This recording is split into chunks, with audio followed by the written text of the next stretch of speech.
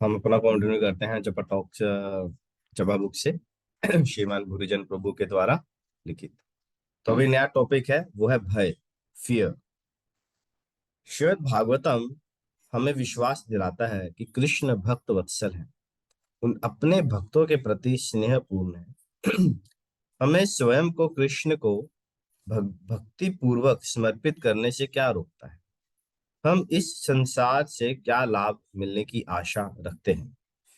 अधिक बारीकी से देखा जाए तो हमें किस बात का भय है?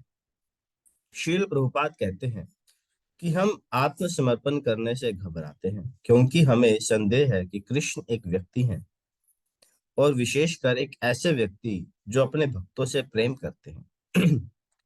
यदि दूसरे शब्दों में कहा जाए तो हम नास्तिक प्रवृत्तियों से पीड़ित हैं, किंतु हमारी यह मिथ्या धारणा हमें इस ब्रह्मांड में अकेला छोड़ देती है।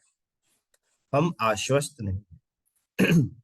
संदेह के लिए सर्वोत्तम औषधि है शास्त्रों में पूर्ण श्रद्धा, जहाँ कृष्ण स्वयं को हमारे बीज प्रदान करने वाले पिता के रूप में घोषित करते हैं। शास्त्रों में दृढ़ विश्वास होना सर्वोत्तम औषधि है। उससे थोड़ा कम प्रभावशाली तथापि हमारी अत्यंत गहरी शंकाओं को दूर करने का एक अत्यंत महत्वपूर्ण उपाय है हमारा स्वयं का अनुभव। यह अनुभव करने हेतु हमें ध्यान पूर्वक कृष्ण कथा का श्रवण करना चाहिए।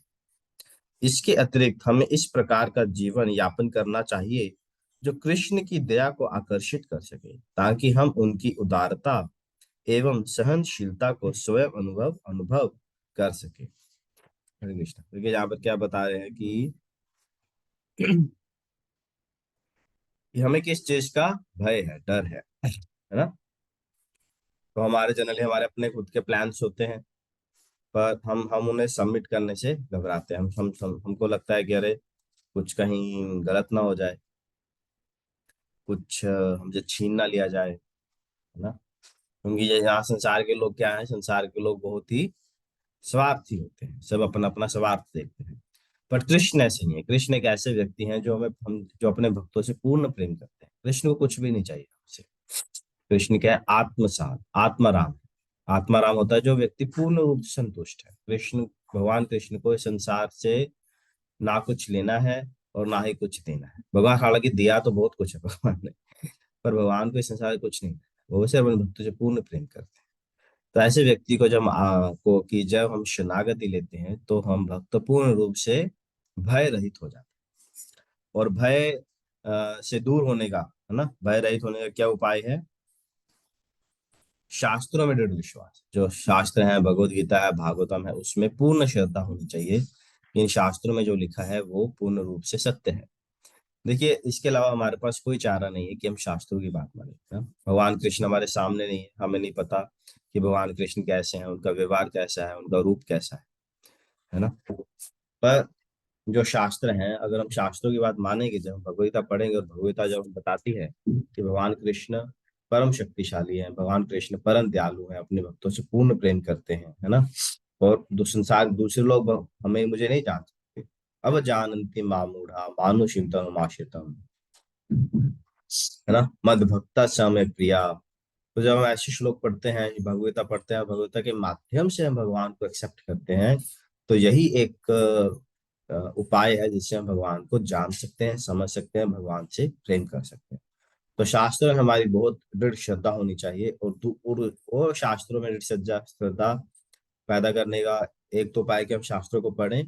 दूसरा है शुद्ध भक्तों के संग में श्रीमद् भागवतम को सुने, कथा श्रवण करें भगवान की।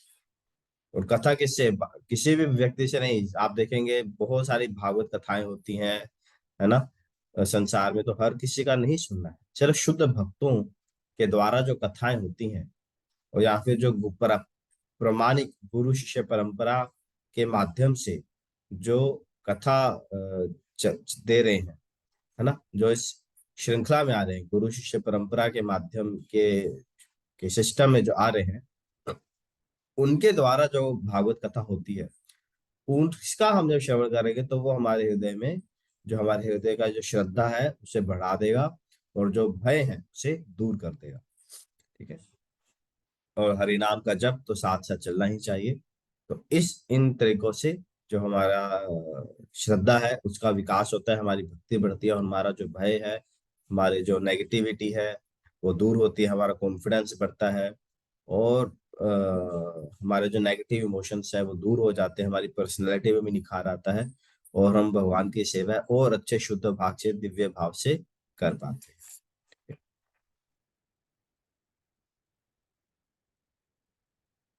हरे कृष्णा, आज के लिए इतना ही। हम प्रभुपाद जी का कोट पढ़ते हैं। आज है 15 अक्टूबर। 15 अक्टूबर संडे है, और आज नवरात्रि का भी पहला दिन है, पहला नवरात्र है आज। प्रभुपाद जी लिख रहे हैं, जैसे ब्रह्मा जी ब्रह्मांड की रचना करते हैं, तुम एक गगनचुंबी इमारत बनाने का विचार कर रहे हो, और एक चींटी इस कमरे में छिद्र बनाने का। गुण की दृष्टि से तीनों का कार्य समान ही है, किंतु चूंकि हम मूर्ख हैं, हम नहीं जानते कि ये सब वस्तुएं भौतिक हैं और सदा के लिए नहीं रहे। मायापुर, 15 अक्टूबर 1974। हरे कृष्णा। किसी कोई प्रश्न है?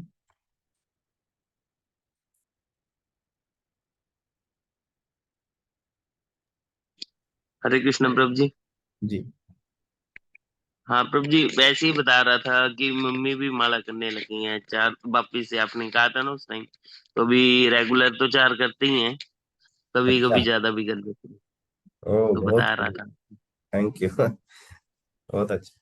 देखिए, ऐसे प्रभाव पड़ता है, अब आपने जब करना शुरू कर दिया है तो आपके प्रभाव से वो भी जब करना शुरू कर दी, और आप जितना आप में जितना निखार आएगा, उनके उनके में आता रहेगा, फिर आपके साथ साथ आपकी जो वाइफ है, या आपकी आपकी जो बेटी है, उसके ऊपर भी प्रभाव पड़ेगा। तो जो संग है ना, वो ऐसे कंटेजियस होता है। कृष्णा। सही है प्रभु जी। प्रभु जी ओके। एक मिनट अगर समय है तो क्या मम्मी बात करना चाह रहे थे, करवा हाँ हाँ, दूं? जरूर। हरे कृष्ण।